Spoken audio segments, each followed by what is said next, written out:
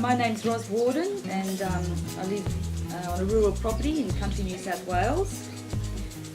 And I'm a sculptor. I sculpt. I make things out of metal. I started off working in sort of public hospitals, did that for quite a while, and that was okay, but it's not a creative pastime. And I'd always been brought up in a very creative, artistic household. My mother was an art teacher and an artist herself, amongst other things, and she was always very encouraging of any sort of creative pursuits.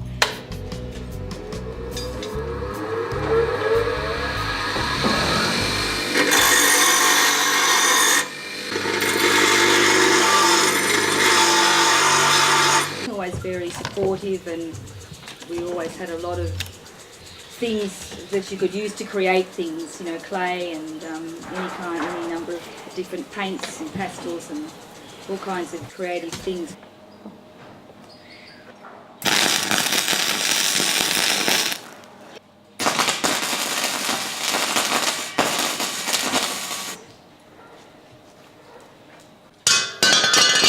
Pass the drop test. It's going to be a very large sculpture for a country garden. It's a commission I'm working on.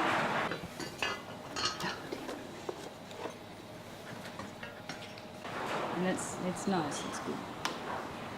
I was doing sort of art classes just as a way of passing the time with small children, and the art classes finished through the TAFE, the art classes I was doing, and they offered a decorative welding course, and so I enrolled in that, and that was where it sort of began. I just really, I enjoyed the process. I liked working with the metal. I liked the smell of it. I liked the feel of it. I just really enjoyed it, and the fact that I could envisage something out of the pieces I had and stick them together, and it would be as I thought it was going to look. Whereas with the painting, I'd think of something I'd like to paint, and I could never quite get it to work. A little village of a little place called Tambor Springs approached the class because they'd heard about the sort of things we were doing, and they wanted to have something that would make the town village, very tiny place, stand out, you know, to give it something of its own. And there had been some remains, you know, fossil remains or skeletal remains of a thing called a diprotodon, which is like a giant wombat basically, dug up in the local area.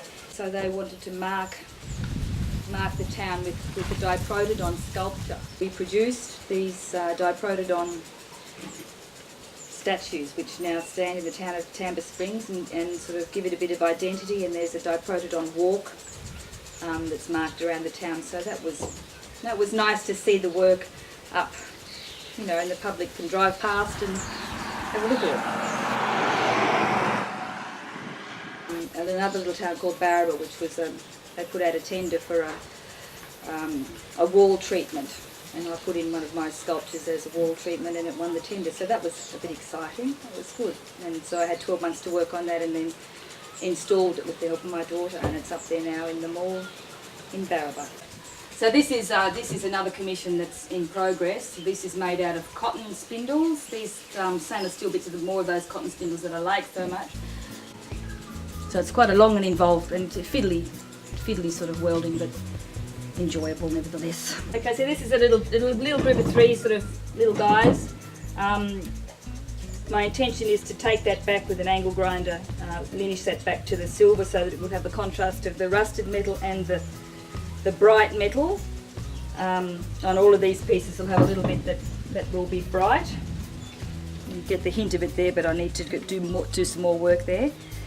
And they belong together, three of them, think about together, all a little bit different but similar. Okay, so these are some pieces that I'm working on at the moment, things for an exhibition I'm to have shortly, and I've gone with a sort of like a smaller, finer work with these. There's a gum leaf motif and some gum nuts by way of experimentation.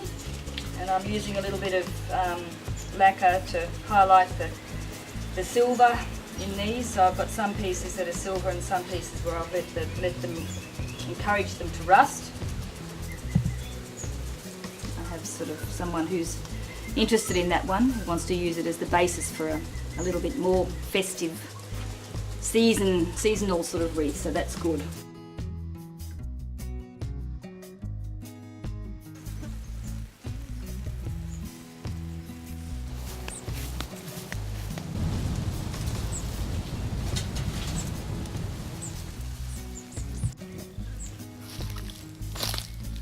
This one's Beatrice.